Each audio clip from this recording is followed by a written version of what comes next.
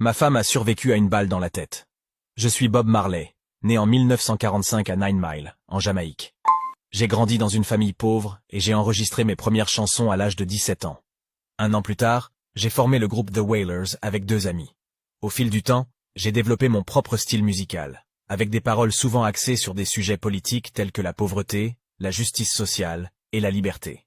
En 1973, après avoir reçu le soutien et la confiance d'un producteur londonien et organisé notre première tournée, nous nous sommes séparés, marquant le début de ma carrière solo. En 1974, j'ai sorti l'album Natty Dread et j'ai tourné avec les Jackson 5 et Stevie Wonder.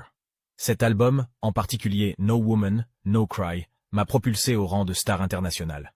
En 1976, j'ai sorti Rastaman Vibration, qui est devenu l'album le plus vendu de mon vivant. Après une tournée, alors que je répétais pour un concert en Jamaïque, 6 hommes armés ont fait irruption chez moi et ont tenté de m'assassiner.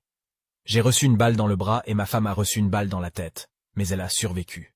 Ne me sentant plus en sécurité en Jamaïque, je me suis exilé à Londres et j'ai enregistré 2 albums pendant cette période, Exodus et Kaya.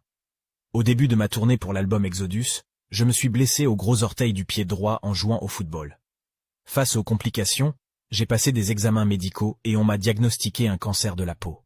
Un médecin américain m'a prescrit une amputation, mais j'ai refusé. Cela allait à l'encontre de mes croyances rastafari. Ma santé s'est détériorée, mais j'ai continué à donner des concerts. Finalement, je suis devenu extrêmement faible et, après avoir reçu des traitements controversés, j'ai voulu retourner en Jamaïque avant de mourir. Malheureusement, ma santé ne me le permettait pas et je suis décédé à l'âge de 36 ans à Miami.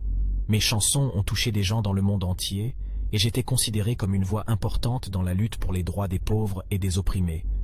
Je suis fier d'avoir contribué à populariser la culture Rastafari dans le monde entier. Je vous remercie d'avoir écouté mon histoire. Si vous souhaitez nous soutenir ou découvrir les histoires d'autres personnes, n'hésitez pas à vous abonner et à les suggérer.